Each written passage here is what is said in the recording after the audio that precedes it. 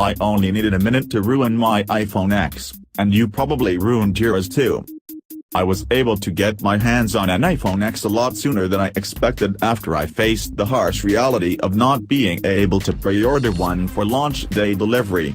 Plus, no retail stores that sold the iPhone X had stock for walk-in customers last week in my area, with reports saying the measure was meant to prevent people from lining up in front of retail locations in a country that's still on high alert when it comes to terrorism threat.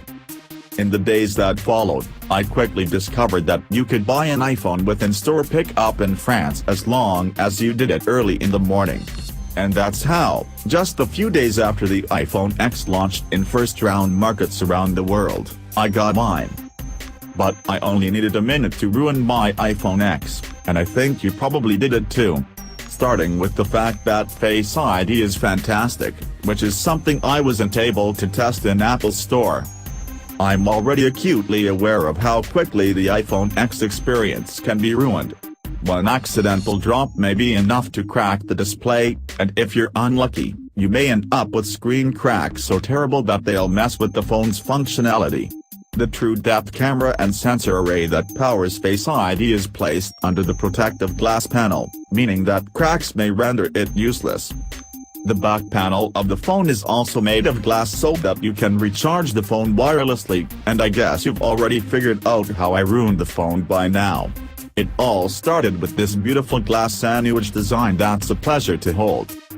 But then, I added this Apple-made silicone case to protect the rear panel. The case protects the stainless steel frame as well, although I'm not bothered by the idea of scratching it. But it also adds extra thickness to the phone, which is unavoidable if you want drop protection.